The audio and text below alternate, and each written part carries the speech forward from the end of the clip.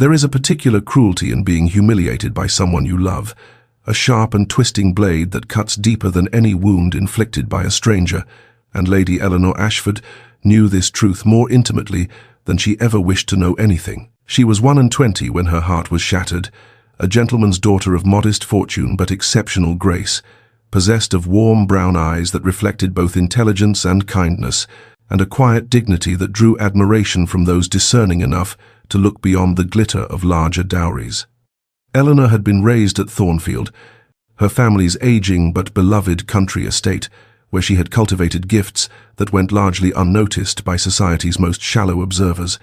a talent for music that could move listeners to tears, a gift for conversation that put even the most awkward guests at ease, and a gentle strength that her mother often said would make her an extraordinary wife to a man wise enough to recognize her worth. That man, Eleanor had believed with all the fervent certainty of first love, was Lord Marcus Whitmore, Viscount Ashbury, who had courted her with singular attention throughout the season of 1812. He was handsome in the way that made young ladies whisper behind their fans, with golden hair and eyes the color of summer skies, and he had pursued Eleanor with poetry and flowers and declarations that made her cheeks flush and her heart race. She had believed every word, had allowed herself to dream of a future filled with love and laughter and children with his golden curls,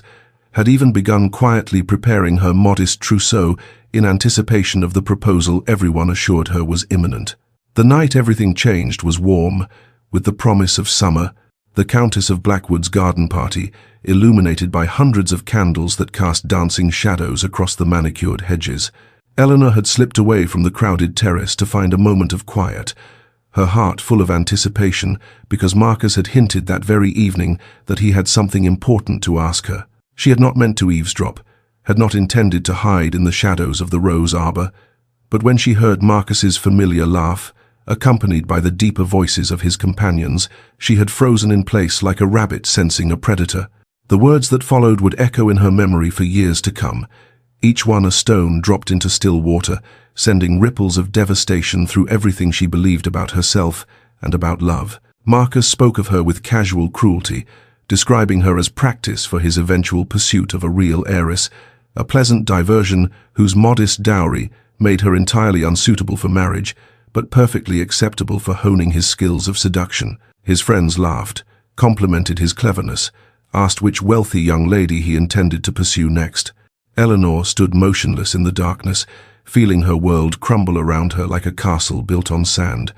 and when she finally gathered enough strength to slip away unseen, she left behind not just her naive dreams but some essential part of herself that she would spend years trying to recover. She retreated from society within the week, pleading illness that was not entirely false, and her heart, once so warm and hopeful, began its slow transformation into something frozen and protected, walled away where no one could ever wound her so deeply again. 3 years had passed since that devastating night in the rose arbor, 3 years during which Eleanor had transformed from a hopeful young woman of 21 into something altogether more guarded, more careful, more resigned to a future stripped of romantic illusion. At 24, she was considered firmly on the shelf by society's unforgiving standards, a spinster in the making whose modest dowry and fading prospects rendered her all but invisible to the eligible gentlemen who still bothered to attend the assemblies and balls she had long since ceased to frequent. The whispers had followed her retreat from society speculation about why the lovely Lady Eleanor had suddenly withdrawn, rumors of a broken engagement that were close enough to the truth to sting, pitying glances from matrons who remembered her promise and lamented its unfulfillment. But Eleanor had learned to wrap herself in quiet dignity like armor, deflecting curiosity with serene smiles that never quite reached her warm brown eyes. Thornfield had become her sanctuary, its familiar rooms and overgrown gardens, a refuge from a world that had proven itself capable of casual cruelty, and she had filled her days with useful occupation, managing the household, as her mother's health grew increasingly fragile, tending to her father's correspondence as his hands trembled too severely to hold a pen, reading aloud in the evenings from novels she had long since memorized because new books were a luxury they could no longer afford. The estate's debts had mounted steadily over the years, a consequence of poor harvests and her father's generous nature and the simple mathematics of maintaining a gentleman's establishment on a gentleman's modest income, and Eleanor had watched their circumstances narrow with the same stoic acceptance she had applied to her broken heart. She had made her peace with what awaited her, a position as governess to some wealthy family's children, perhaps, or as companion to an elderly widow, honest work that would preserve her respectability while acknowledging the economic realities that governed a woman of gentle birth and limited fortune. She would never marry, of this she was quietly certain,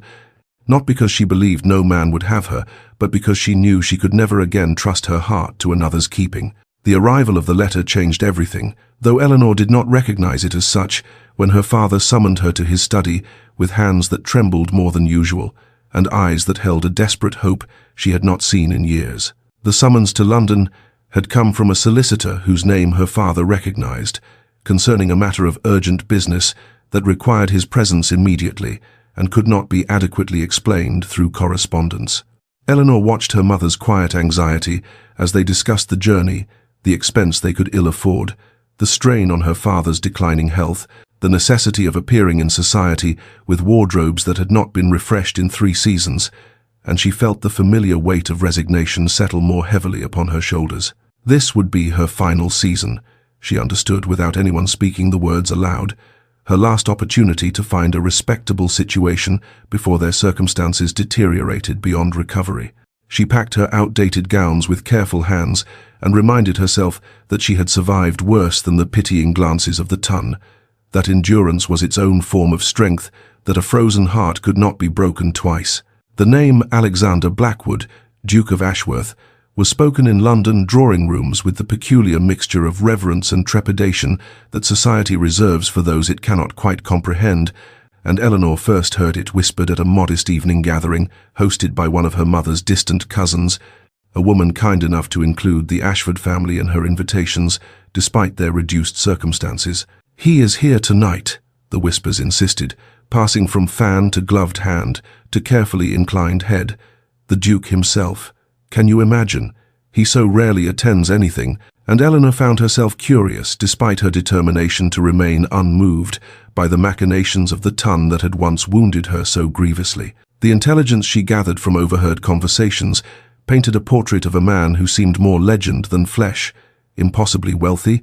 his estate spanning 3 counties and generating income that would make lesser nobles weep with envy, notoriously unmarried at 32, having rejected or ignored every ambitious mother's campaign to secure him for her daughter, cold in manner and exacting in standards, with a reputation for dismissing fools with a single withering glance and conducting his affairs, both business and political, with ruthless efficiency. Eleanor caught her first glimpse of him across the crowded parlor,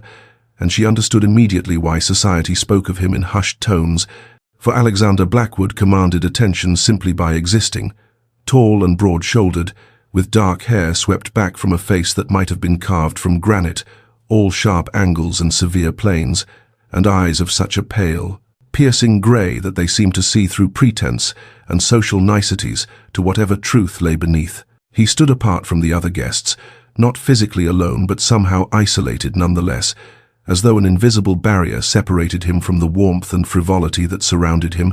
and when his gaze swept the room, Eleanor saw attendees straighten their postures and adjust their expressions, desperate to appear worthy of approval they would almost certainly not receive. She thought him the coldest man she had ever encountered, and she meant it not as judgment, but as simple observation, the recognition of a kindred spirit perhaps, another soul who had learned that warmth invited wounds, and distance provided protection. Their first direct encounter occurred entirely by accident, when Eleanor, attempting to navigate the crowded room to reach her mother's side, stepped backward to avoid a gesticulating gentleman and found herself directly in the Duke's path, her shoulder colliding with the solid wall of his chest. She turned, apology already forming on her lips, and found herself looking up into those grey eyes, which regarded her with neither anger nor interest, merely a cool assessment that catalogued her features, her unfashionable gown, her startled expression, and apparently found nothing worthy of further attention. His bow was perfunctory, the precise minimum required by courtesy, and his voice when he murmured his pardon was clipped and devoid of warmth, a formality dispensed with as efficiently as possible, before he continued past her without a backward glance. Eleanor watched him go, feeling neither offense nor attraction, merely a vague confirmation of everything the whispers had promised, and she promptly dismissed Alexander Blackwood, Duke of Ashworth, from her thoughts entirely, never suspecting that he had already begun watching her with far more attention than his cold demeanor had suggested,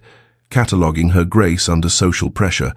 her lack of simpering apology, the quiet dignity with which she moved through a world that had largely forgotten her existence. The summons came 3 days after the gathering, delivered not by post but by her father's trembling voice, calling her name from his study, with an urgency that sent Eleanor's heart racing with familiar dread, for she had grown accustomed to associating unexpected requests with unwelcome news, with creditors' demands and physicians' grim assessments, and all the small indignities that accompanied a family's quiet descent into genteel poverty. She found her father standing at the window, his back to her, his shoulders hunched beneath a weight that seemed to have doubled since their arrival in London, and when he turned to face her, she saw something in his rheumy eyes that she could not immediately identify. Hope, perhaps, or desperation, or some uncomfortable mingling of both that made her stomach clench with apprehension. "Eleanor," he began, and his voice cracked on her name. "There has been an offer, a most unexpected, most extraordinary offer, and I confess I do not know what to make of it, but I felt you must be told immediately, for the decision cannot be mine alone." "An offer," she repeated, her mind leaping immediately to their debts, to the possibility that some distant relation had remembered their existence, to anything other than what her father said next. "The Duke of Ashworth has asked for your hand in marriage," her father continued, the words tumbling out as though he feared losing his courage. If he paused, "He has made a formal offer through his solicitor,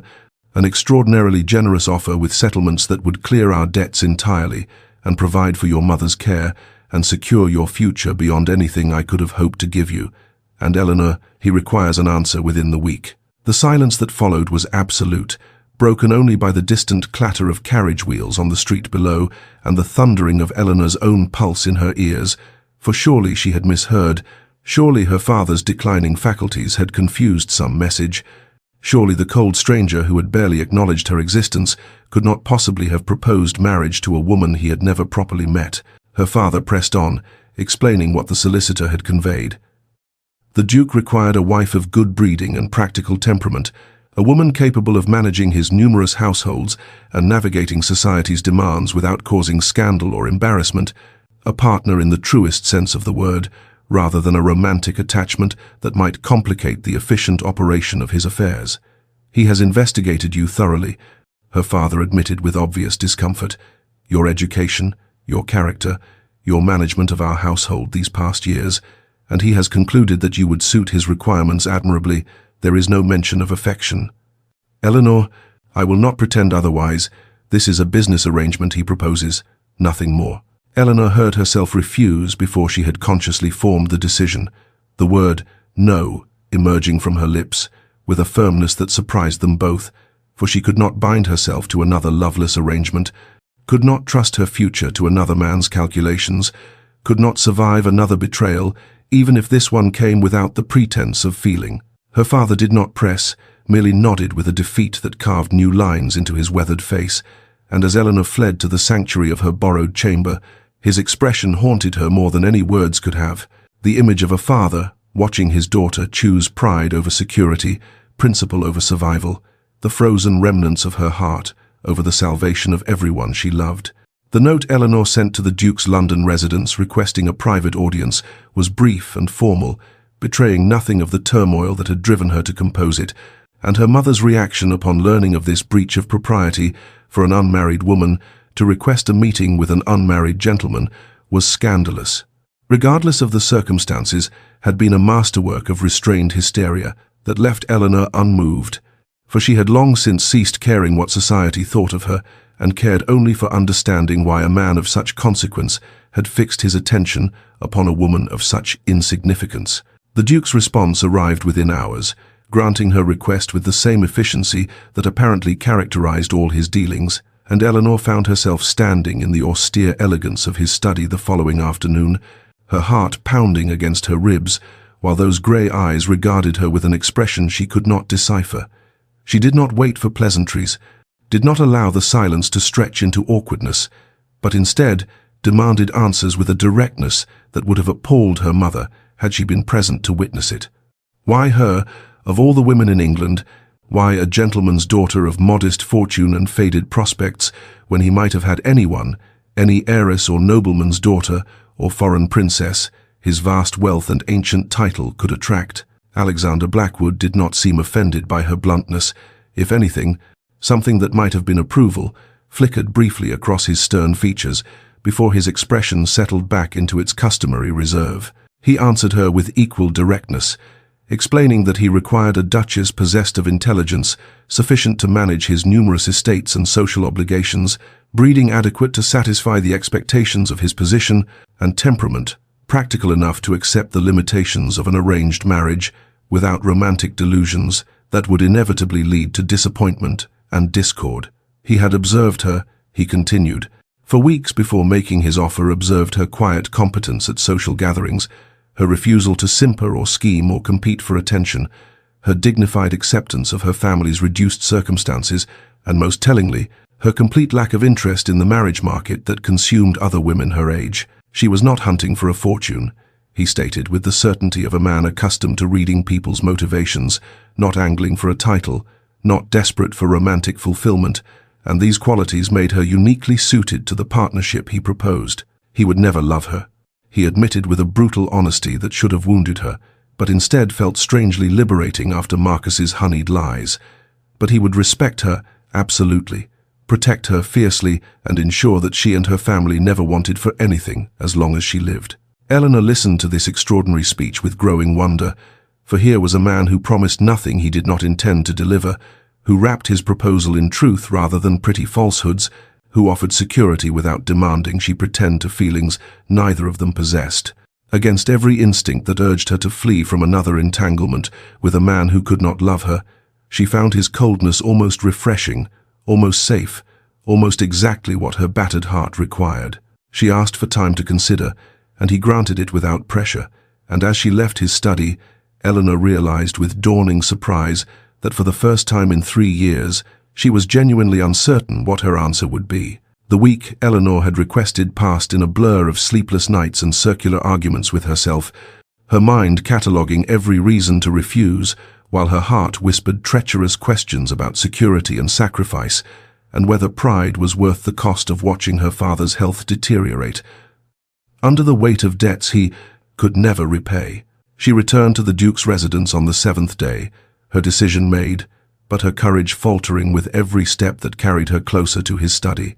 And when she stood before him once more, the speech she had prepared dissolved on her tongue, replaced by something rawer and more honest than she had intended to reveal. "Your Grace," she began, her voice steady despite the trembling of her hands clasped tightly before her, "I have come to give you my answer, but before I do, I must beg you to reconsider this arrangement, not for my sake but for yours, for you deserve better than what I can offer, better than the hollow shell of a woman I have become." The words poured from her like water breaching a dam, 3 years of carefully constructed walls crumbling as she confessed the depths of her damage to this stern stranger who had inexplicably chosen her from among all the women in England. She told him she was broken in ways that might never mend, that Marcus Whitmore had not merely wounded her vanity, but had frozen something essential within her, some capacity for warmth and trust, and the tender feelings a wife ought to hold for her husband. She warned him that he would wake one morning to find himself bound to a woman incapable of giving him the affection he deserved, incapable of being the warm presence at his hearth and the loving mother to his children, incapable of offering anything beyond the efficient management of his households and the dutiful fulfillment of her obligations. "Please," she whispered, the words scraping past her pride like broken glass, "do not marry me. Find someone whole, someone capable of appreciating what you offer, someone whose heart is not encased in ice of her own making." The silence that followed her plea stretched between them like a held breath, and Eleanor became aware of the footman standing motionless by the door, of the housekeeper who had paused in the corridor beyond, of the servants who would carry this story through the household before nightfall. When Alexander Blackwood finally moved, it was not to dismiss her or to withdraw his offer in the face of her brokenness, but to cross the distance between them with deliberate steps and take her trembling hand in his grip firm and warm against her cold fingers. His voice, when he spoke, was gentler than she had ever heard it, stripped of its customary formality and touched with something that might have been understanding. "I am not asking for your heart," he said quietly, meeting her startled gaze with grey eyes that held depths she had not suspected. "I am asking only for your partnership, your companionship, your willingness to build something practical and honest together." He paused, and something flickered across his stern features, something vulnerable and quickly hidden. "And perhaps," he continued, so softly that the servant straining to hear would catch nothing, "two frozen hearts might understand each other better than most, might find in each other's company a comfort that warmer souls could never provide." Eleanor stared at him, at this man who had just revealed that his own heart bore scars she had not imagined, and in that moment of shared brokenness, something shifted within her chest, some fragment of ice beginning to crack. She heard herself accept. The wedding took place a mere 3 weeks after Eleanor's acceptance, a timeline so swift that society's tongues wagged with speculation about the Duke's unseemly haste and the possible reasons a man of his stature might rush to bind himself to a woman of such modest prospects. But Eleanor paid no attention to the whispers that followed her down the aisle of the ancient cathedral where Blackwood dukes had married for generations, her focus consumed entirely by the effort of placing one silk-slippered foot before the other, without trembling visibly beneath the weight of her ivory gown, a confection of imported lace and seed pearls that had arrived at her family's modest townhouse alongside a king's ransom in jewels, all sent by the Duke without comment or fanfare, as though outfitting a bride for one of the grandest weddings of the season were merely another item on his endless list of obligations. Alexander waited at the altar in severe black, his expression unreadable as she approached on her father's arm, and when he took her hand to speak his vows, his grip was firm and steady, his voice clear and unwavering, betraying nothing of whatever thoughts moved behind those grey eyes that met hers with an intensity she could not interpret.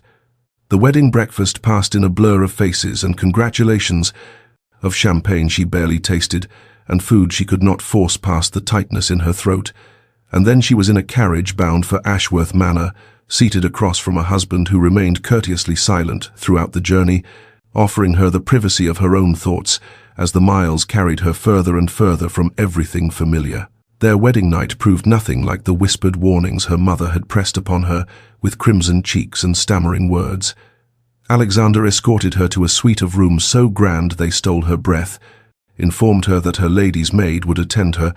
and departed with a bow that was almost gentle, leaving her alone, to stare at the vast canopied bed she had expected to share and wonder at a husband who demanded nothing of her beyond what she was prepared to give. The first days at Ashworth Manor overwhelmed her utterly. The house itself was a palace of endless corridors and magnificent chambers, staffed by an army of servants who watched their new mistress with curious but not unkind eyes, and Eleanor wandered its halls feeling like a ghost who had somehow stumbled into a life meant for someone else, someone grander and more deserving of such splendor. But gradually, she began to notice small things that pierced through her numbness and caught her attention like sunlight through clouds. Fresh hothouse roses appeared in her chambers each morning, always in the soft pink shade she had once mentioned, preferring to her mother, in a conversation she had not realized anyone overheard,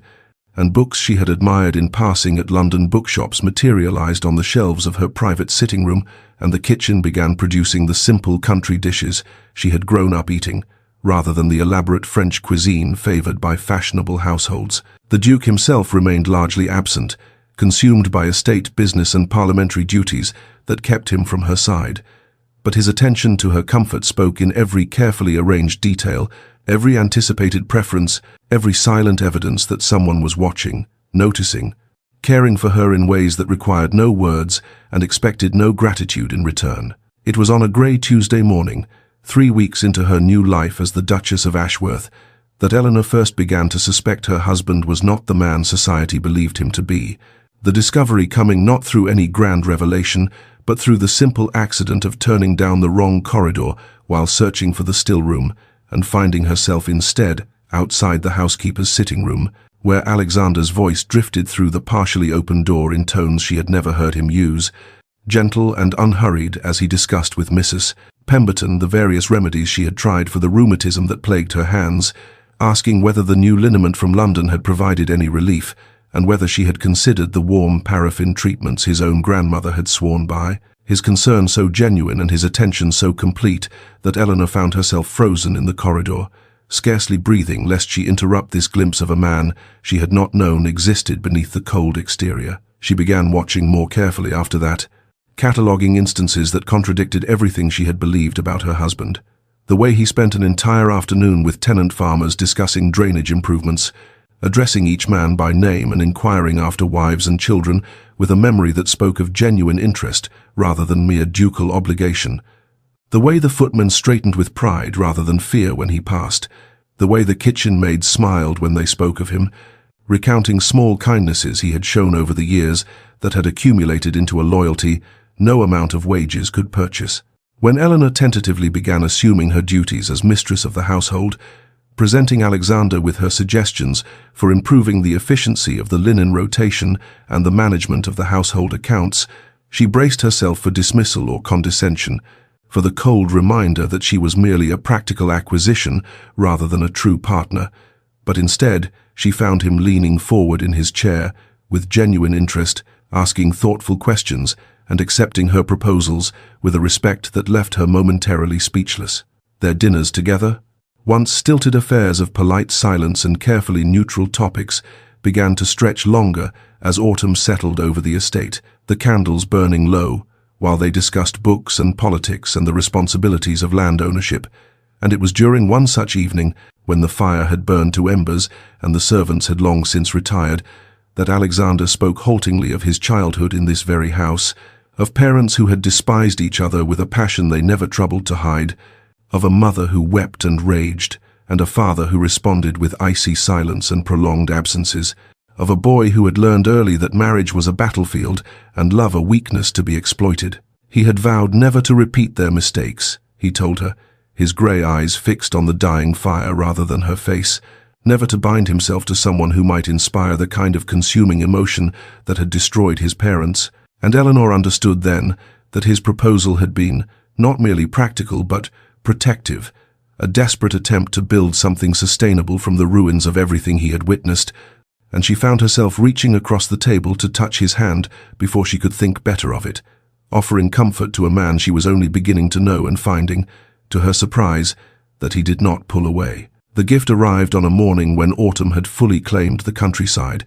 The gardens beyond Eleanor's windows transformed into a tapestry of gold and crimson that seemed to set the very air alight, and she was sitting at her writing desk, composing a letter to her mother, when a footman appeared with a request that she attend his grace in the east wing, a summons so unusual that Eleanor felt her heart quicken with unnamed apprehension as she followed the servant through corridors she had not yet explored, past portraits of stern-faced Blackwood ancestors, and through doors that opened onto increasingly sunlit chambers, until at last she stepped into a room that stole her breath entirely, a music room, clearly newly appointed, with tall windows that flooded the space with golden light, and walls papered in a soft sage green that complemented the elaborate moldings. But these details registered only dimly because Eleanor's attention had fixed upon the instrument that dominated the center of the room, a pianoforte of such extraordinary craftsmanship that she recognized it immediately as the work of Broadwood, the finest maker in England, its case gleaming with a rich mahogany finish and its keys pristine ivory that seemed to glow in the autumn sunlight. Alexander stood beside it, his expression carefully neutral in that way she was beginning to recognize as uncertainty, and when he spoke, his voice held none of its usual commanding certainty. He had heard, he said, that she once played, that she had been considered quite accomplished before she stopped some years ago, and he thought perhaps she might enjoy having an instrument of her own, though of course she was under no obligation to use it if the gift was unwelcome. Eleanor could not speak, could not find words adequate to the storm of emotion that threatened to overwhelm her, because how could he have known what music had once meant to her, how it had been her refuge and her joy until Marcus had tainted it with memories she could not bear, how she had not touched a pianoforte since that terrible night, because every melody reminded her of the pieces she had played for him, believing herself loved, believing herself cherished, when all along she had been merely practice for a man who saw her as nothing more than a stepping stone to greater prizes. She managed only a whispered thank you that seemed wholly inadequate, and Alexander, perhaps sensing the depth of feeling she could not express, simply nodded and withdrew, leaving her alone with this extraordinary gift and all it represented. That evening, long after the household had retired and the manor had fallen into its nighttime hush, Eleanor returned to the music room, drawn by something stronger than memory or fear, and seated herself at the pianoforte with trembling hands, touching the keys tentatively at first, then with growing confidence as her fingers remembered patterns her mind had tried to forget. The piece that emerged was one she had once played for Marcus, a nocturne of haunting beauty that she had believed ruined forever by association. But as the notes filled the moonlit room, Eleanor realized she was not playing it for him any longer, was not trapped in that moment of humiliation and heartbreak, but was instead reclaiming something precious that had been stolen from her, making the music her own again in this new life she was slowly building. She did not know that Alexander stood in the shadowed doorway behind her, drawn from his study by the unexpected sound, watching his wife pour 3 years of grief and healing into ivory keys, and she did not see the way his grey eyes softened with an emotion he could not name as the music washed over him like a benediction. The weeks that followed settled into a rhythm Eleanor had never anticipated, her days shaped by the quiet pleasures of estate management and the unexpected anticipation that bloomed in her chest each afternoon when she heard Alexander's horse on the gravel drive, returning from whatever business had claimed him that morning, and she found herself inventing reasons to be in the entrance hall during those hours, ostensibly reviewing arrangements with the butler or examining correspondence that could easily have waited, though she suspected from Mrs. Pemberton's knowing smile that her excuses deceived no one. Their conversations had evolved beyond the careful politeness of strangers into something richer and more textured, discussions of poetry giving way to debates about agricultural reform that left Eleanor flushed with the pleasure of being taken seriously, of having her opinions weighed and considered rather than dismissed as the idle thoughts of a woman who could not possibly understand such matters, and she discovered that Alexander's rare smiles, those brief transformations that softened his stern features into something approaching boyish warmth, had become a currency she hoarded greedily, replaying each instance in her memory during the quiet hours before sleep claimed her. It was Alexander who suggested the riding lessons, having noticed that Eleanor avoided the stables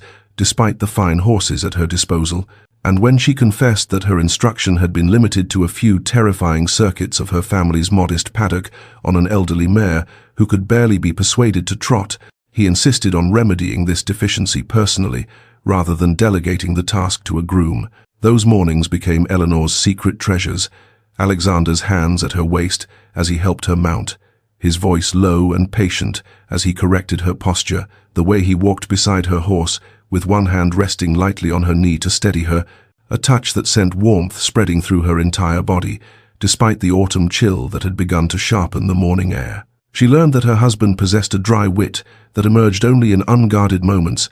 observations so unexpected that they startled laughter from her before she could compose herself, and she found herself responding in kind, allowing her own sharp tongue freedoms she had long suppressed, discovering that Alexander did not recoil from a woman who matched his intelligence, but instead seemed to delight in their verbal sparring, his grey eyes warming with something that looked almost like admiration when she landed a particularly clever point. The servants had begun to notice. Eleanor realized with a mixture of embarrassment and something she refused to name, the way the maids exchanged glances when the Duke appeared in whatever room his wife happened to occupy, the way Cook had taken to preparing Eleanor's favorite dishes on evenings when His Grace dined at home, the way the entire household seemed to be holding its collective breath in anticipation of something Eleanor herself did not dare contemplate. She caught herself watching Alexander one evening as he read by the fire, studying the way lamplight played across his features, the unconscious grace of his hands as he turned pages, and when he glanced up suddenly and their eyes met, Eleanor looked away so quickly that she nearly upset her tea, her heart pounding with an emotion she was still too frightened to name, too wounded by the past to trust, even as it grew stronger with each passing day, threatening to breach the walls she had built so carefully around the frozen chambers of her heart. The summons to London arrived on a grey February morning, and Eleanor felt her newfound peace shatter like frost beneath a careless boot, because returning to society meant returning to the world that had witnessed her humiliation.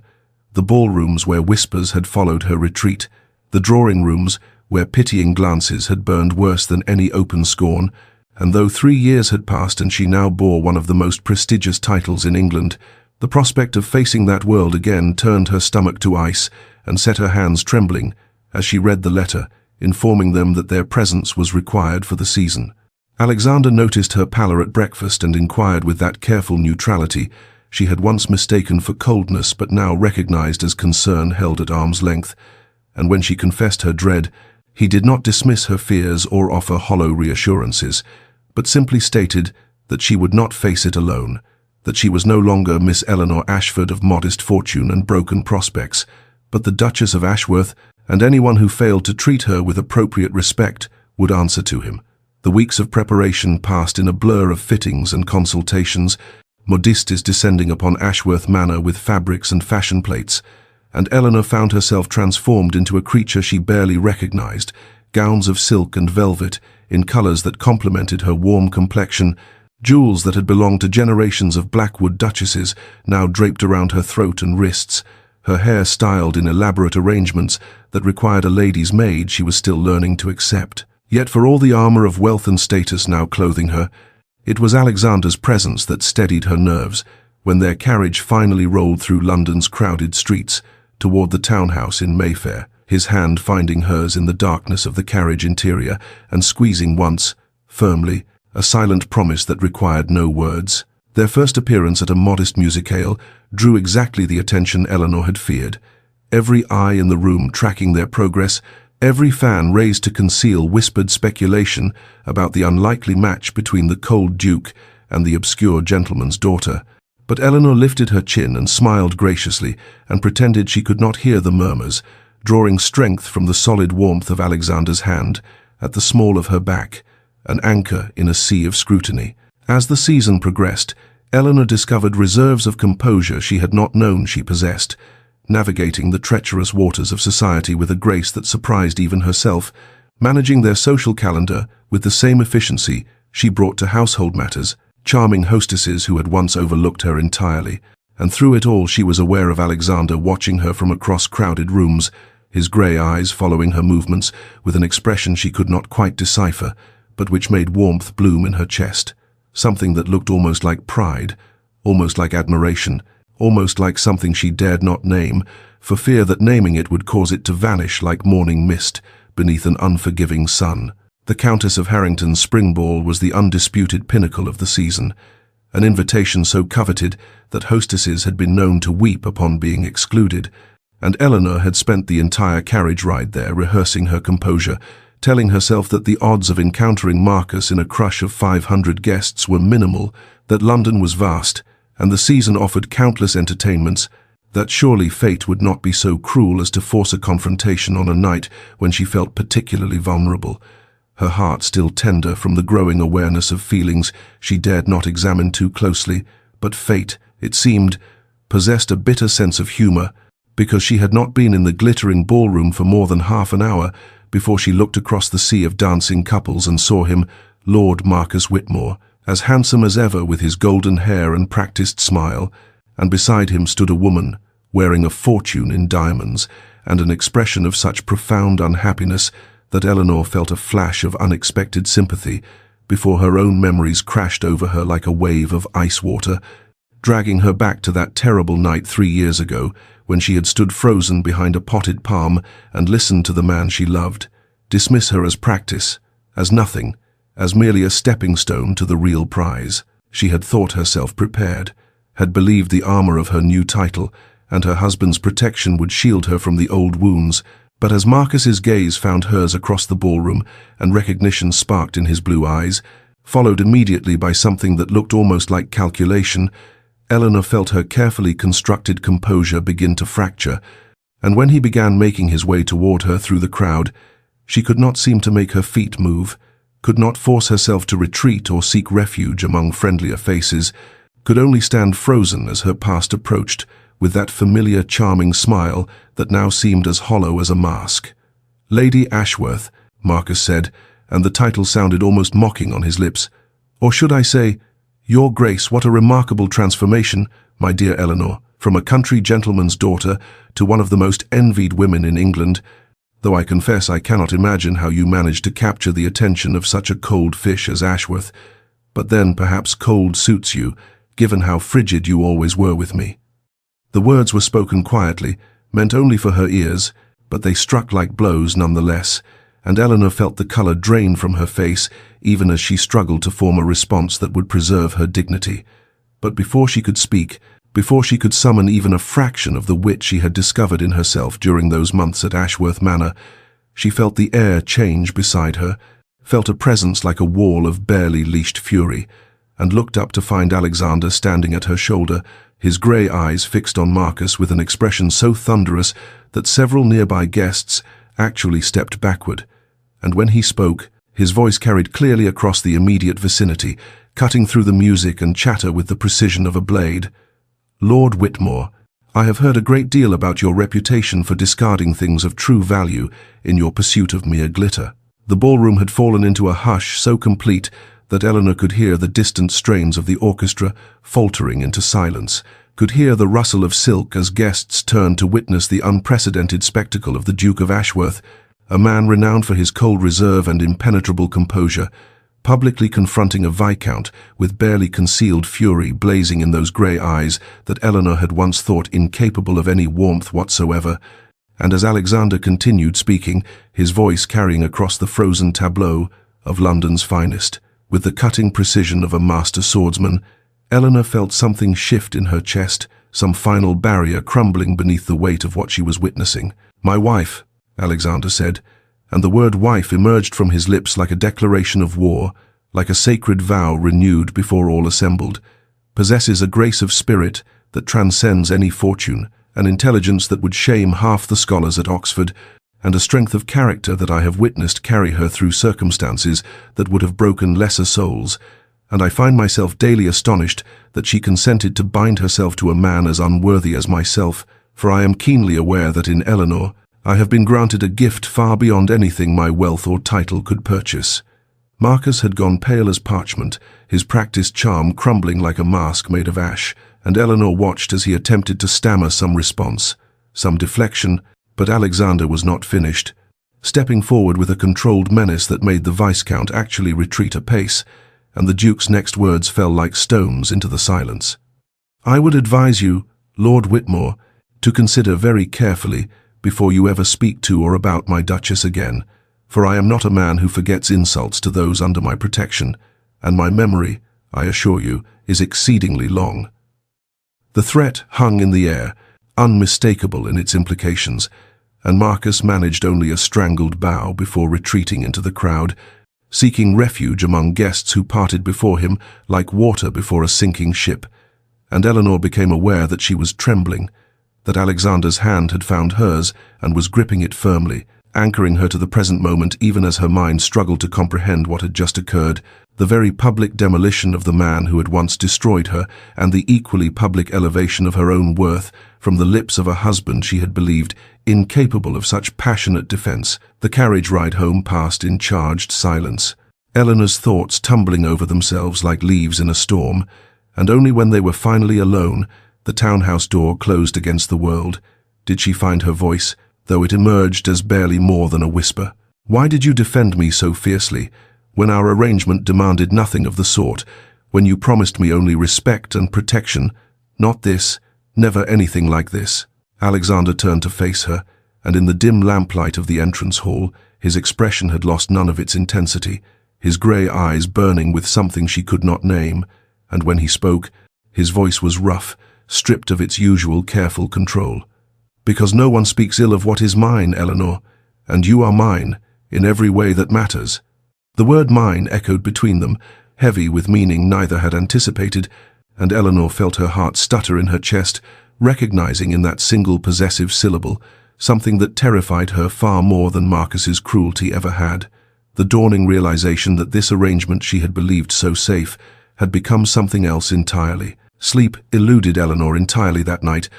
her thoughts circling endlessly like birds trapped in a cage of her own making, and she lay in her grand bed in the London townhouse, staring at the elaborate canopy above her, while Alexander's words echoed through her mind with relentless persistence. Mine, he had called her, mine in every way that matters, and the possessive certainty in his voice had shattered something within her that she had not even realized still existed, some final wall she had believed impenetrable, now lying in ruins at her feet, leaving her exposed and trembling in the aftermath. She replayed every moment of the evening with excruciating clarity.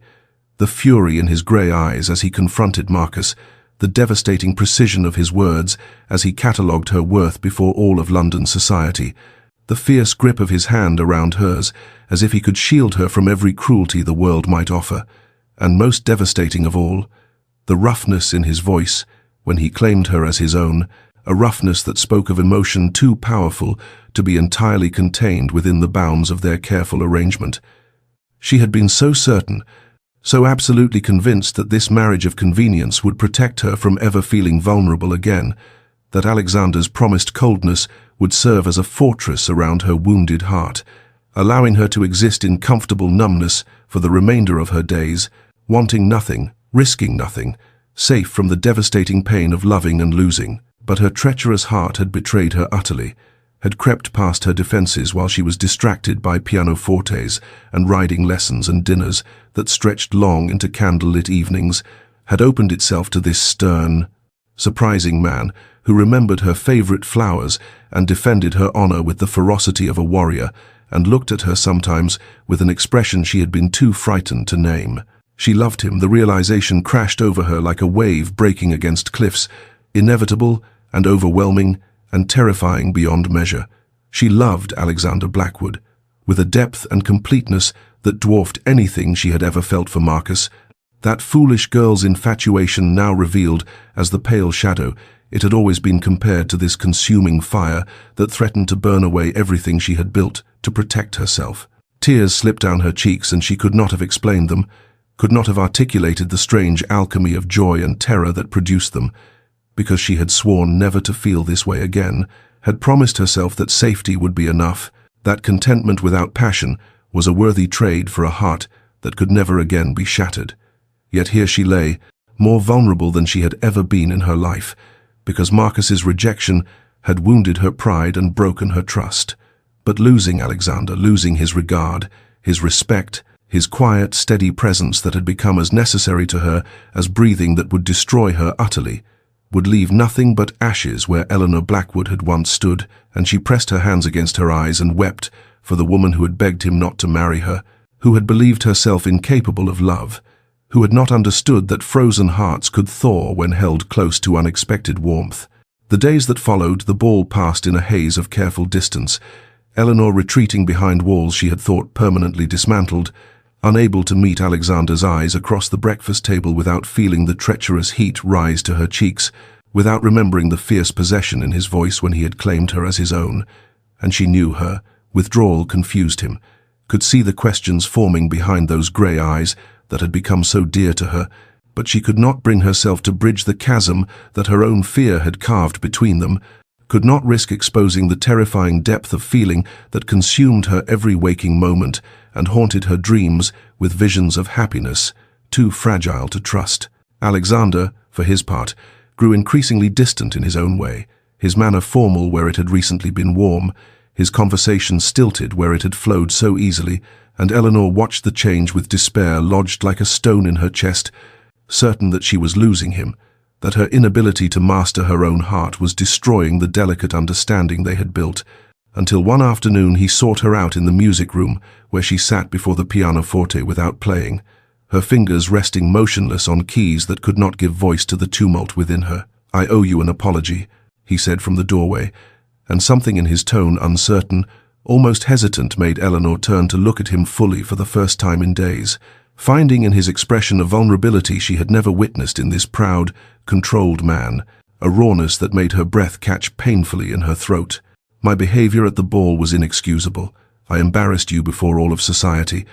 overstepped the bounds of our arrangement in a manner that I had explicitly promised to avoid, and I would not blame you if you found my conduct unforgivable." Eleanor opened her mouth to protest, to explain that his defense of her had been the most profound gift anyone had ever offered her, but he continued before she could form the words, crossing to the window where afternoon light cast shadows across his angular features.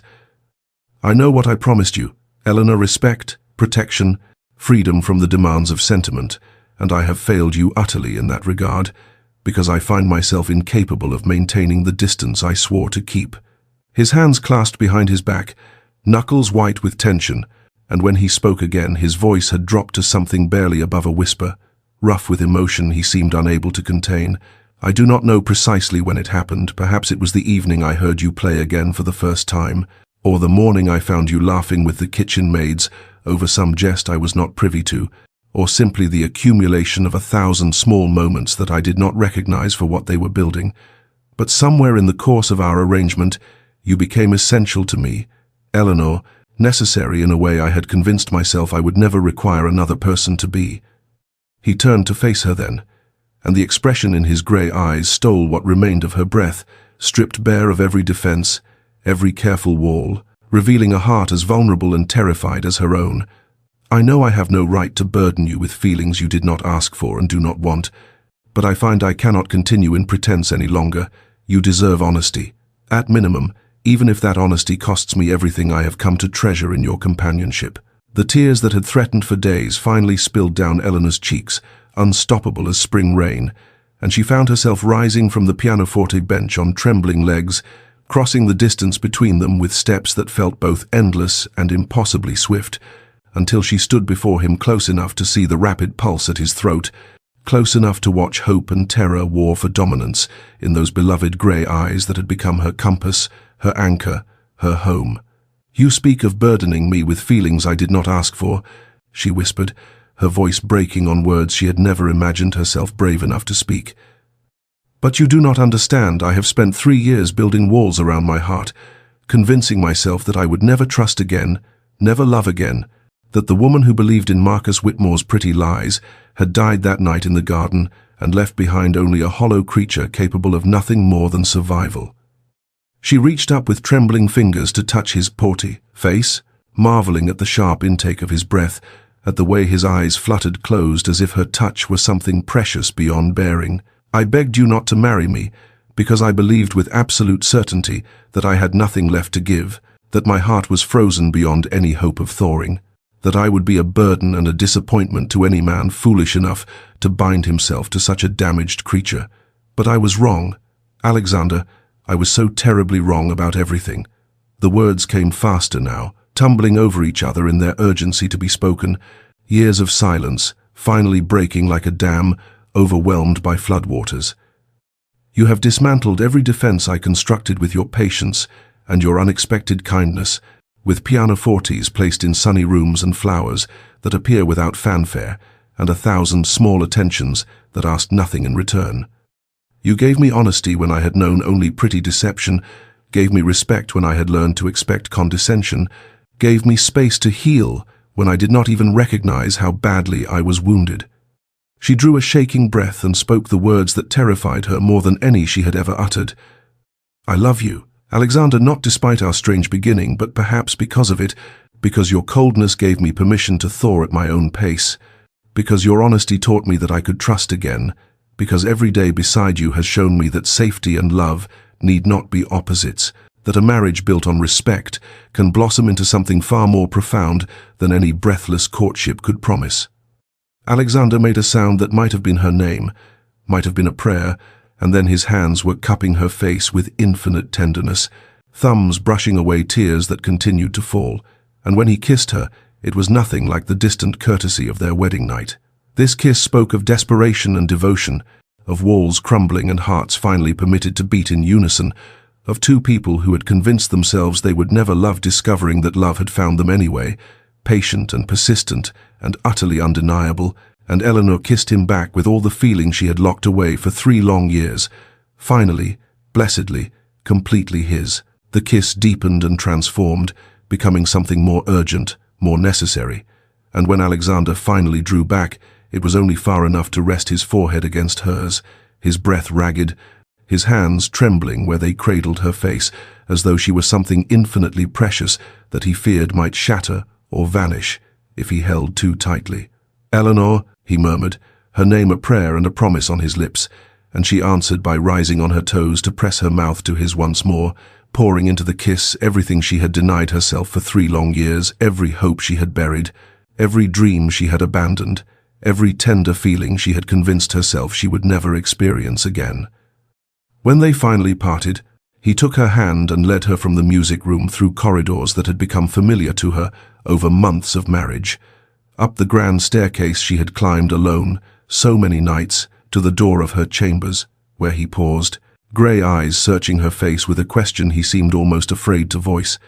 and Eleanor answered by turning the handle herself, drawing him across the threshold into a room illuminated by the soft glow of candlelight and the silver wash of moonlight through tall windows. What followed was nothing like the distant courtesy of their wedding night,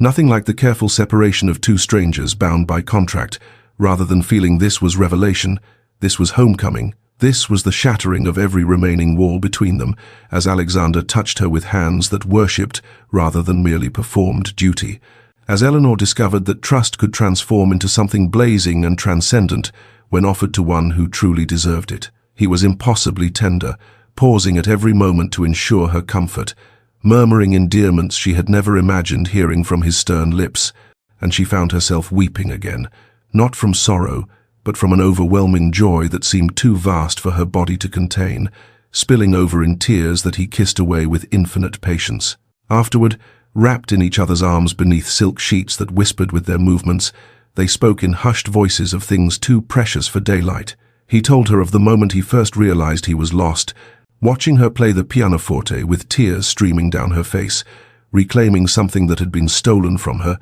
and she confessed that she had begun to love him the morning she found him teaching the stable boy to read, his fierce reputation utterly contradicted by his patient instruction. The night stretched on, punctuated by whispered confessions and soft laughter and long silences that required no words, by the discovery of each other in ways that transcended the physical, even as they explored every new territory that love opened before them. And when dawn finally began to lighten the sky beyond the windows, Eleanor lay with her head upon her husband's chest,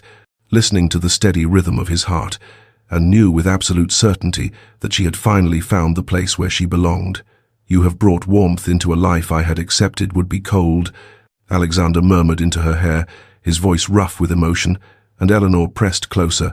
answering that he had taught her the most precious lesson of all, that safety and love need not be opposites, that the right heart could offer both, that 2 frozen souls held close together could thaw each other completely. The transformation in the Duke and Duchess of Ashworth did not go unnoticed by the sharp-eyed observers of London society, who had watched their unlikely union with skepticism and barely concealed anticipation of failure, waiting for the cold Duke to reveal his indifference or the modest bride to prove unequal to her elevated station. But what they witnessed instead became the subject of whispered conversations in drawing rooms and breathless speculation over tea, for the change in Alexander Blackwood was nothing short of remarkable to those who had known him as the most forbidding figure in the ton. Where once his grey eyes had surveyed ballrooms with cool detachment, they now sought his wife across crowded spaces with an intensity that made observers catch their breath, tracking her movements with an attention that spoke of devotion rather than mere possession. And when Eleanor would meet his gaze from across a glittering assembly, the smile that passed between them held an intimacy that required no words, a private language developed over months of growing understanding that excluded everyone else in the room. He was observed ensuring her comfort before attending to any other matter, adjusting her shawl when the evening grew cool, procuring her favorite refreshments before she could voice a preference, positioning himself always within reach, should she require anything at all. And the ton marveled that this was the same man they had called cold, incapable of tender feeling, married to his estates and his duty, rather than to any human connection. The Duchess herself seemed to bloom under such attentions, her quiet beauty taking on a radiance that owed nothing to the magnificent jewels she now wore, and everything to the happiness that illuminated her from within, and those who had pitied the modest gentleman's daughter elevated so far above her origins now found themselves envying her instead, recognizing in her marriage something far more precious than mere wealth or status. At a royal presentation that marked the pinnacle of the season, The Duchess of Ashworth was praised by no less a personage than the Queen herself for her grace,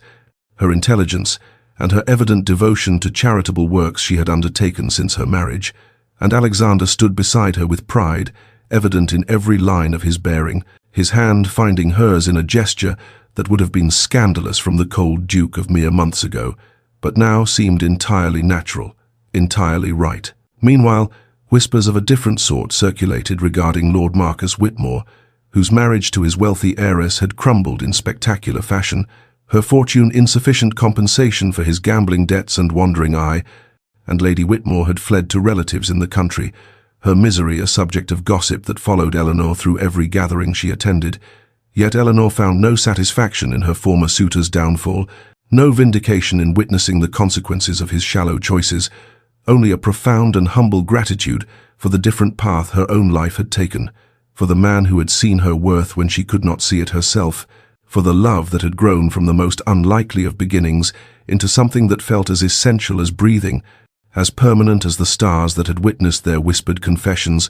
as certain as the dawn that greeted them each morning they woke in each other's arms. 3 years had passed since the night Eleanor became a duchess, 3 years since she had stood trembling before the man she believed incapable of love, and begged him not to bind himself to her frozen heart, and now Ashworth Manor rang with sounds she had never dared imagine during those dark days of resignation and careful self-protection, the bright peal of a child's laughter, the patter of small feet on marble floors, the endless questions of a curious toddler who had inherited his father's grey eyes and his mother's warm smile. Eleanor stood on the sunlit terrace overlooking the sweeping lawns where she had once walked in solitary contemplation, trying to understand the enigmatic man she had married, but the view before her now bore no resemblance to those early uncertain days, for there on the grass was Alexander, Duke of Ashworth, the man society had called cold and forbidding, kneeling without the slightest concern for his immaculate clothing, while their 2-year-old son attempted to throw a leather ball with more enthusiasm than accuracy, and the sound that emerged from her husband's lips was laughter-free, unguarded, joyful laughter that still had the power to steal Eleanor's breath even after years of marriage and the birth of 2 children. The infant in her arms stirred, their daughter barely 3 months old with downy dark hair, and her father's serious expression even in sleep, and Eleanor adjusted her hold automatically, marveling as she did daily at the fullness of her life, at the abundance she had never permitted herself to want, at the family that had grown from what was meant to be nothing more than a practical arrangement between 2 people too wounded to risk their hearts. She thought of the woman she had been on the day she stood before Alexander and confessed her brokenness, warning him that he would regret binding himself to someone incapable of warmth and love. She barely recognized that frightened creature now, that woman who had built walls so high and so thick that she believed nothing could ever penetrate them, who had convinced herself that safety lay in expecting nothing and hoping for even less. Alexander caught her watching from the terrace, and his face transformed with that rare, extraordinary smile that remained her most treasured private joy, the smile that had once been so carefully hidden from the world and now appeared with increasing frequency, offered freely to his wife and children, even if society at large still saw primarily his formidable reserve. He scooped up their son, eliciting squeals of delight, and carried the boy toward the terrace where Eleanor waited, climbing the stone steps with the easy grace that had always characterized his movements, and when he reached her side he wrapped his free arm around both wife and sleeping daughter, drawing them into an embrace that spoke of possession and protection and profound, unwavering devotion. "You are watching me again," he murmured against her hair, his voice holding the warmth that had once seemed impossible from such a man, and Eleanor leaned into his strength, breathing in the familiar scent of him, feeling their son's small hand pat her cheek in greeting, while their daughter slumbered on undisturbed. "I am memorizing this moment," she replied softly, adding it to my collection of proof that happiness is possible even for those who had abandoned all hope of finding it. And Alexander's arm tightened around her as he pressed a kiss to her temple and whispered that she had given him everything he never knew to want, a home that was more than a house, a legacy that was more than a title, a love that had transformed the cold architecture of his careful existence into something warm and bright and infinitely precious. Eleanor often reflected, in the quiet moments between the demands of motherhood and the pleasures of partnership,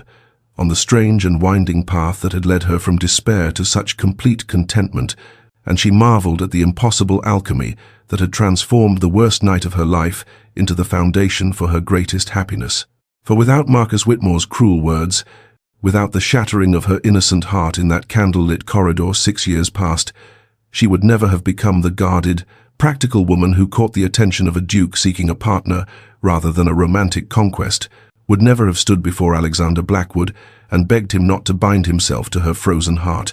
would never have heard his quiet confession that perhaps two frozen hearts might understand each other better than most. She understood now, with the wisdom that comes only from having lived through darkness into light, that love was not always the thunderbolt of first meetings and breathless courtship, not always the poetry and passion that young girls dreamed of in their innocent fantasies of romance. Sometimes love was the slow dawn after a long and bitter night, the gradual warming of two hearts that had learned to protect themselves so thoroughly that they had forgotten warmth was possible, the patient accumulation of small kindnesses and quiet understandings. Until one day you looked at the person beside you and realized they had become as essential as breathing, as necessary as the beating of your own heart. Alexander had been right on that day when she had tried to warn him away from her brokenness. Two frozen hearts, held close together with patience and care and the stubborn refusal to abandon hope entirely, could indeed thaw each other, could kindle between them a warmth that burned all the brighter for having emerged from such unpromising beginnings. And so to you, who have witnessed Eleanor and Alexander's journey from practical arrangement to profound and lasting love, who have followed them through the tentative early days and the growing warmth of genuine connection, through public confrontation and private confession, through the vulnerable surrender of hearts, too long protected, and the joyful discovery that safety and passion need not be opposites. Thank you for sharing in their story, for believing alongside them that healing was possible, even when it seemed the wounds would never close, for hoping with Eleanor when she had forgotten how to hope for herself. May their tale serve as a reminder that second chances exist for those brave enough to reach for them, that the right love often arrives in the most unexpected of forms, that the person who seems entirely wrong for you might prove to be exactly what your heart requires, and may you carry with you, as you return to your own life and your own hopes, the belief that somewhere in the quiet spaces between heartbreak and healing, true connection awaits those patient enough to recognize it. The music of Eleanor's pianoforte drifted through the open windows of Ashworth Manor on that golden afternoon, a melody she had once played in grief, now transformed into an expression of joy. While Alexander sat beside her turning pages he had long since memorized, simply for the pleasure of remaining near, and their children played upon the carpet at their feet, and the sunlight fell soft and warm across a scene of such complete happiness that it seemed impossible it had grown from such wounded beginnings. Yet there it was, hard-won and deeply treasured, a love story written not in grand gestures but in the daily choice to remain, to trust, to hope, to heal together.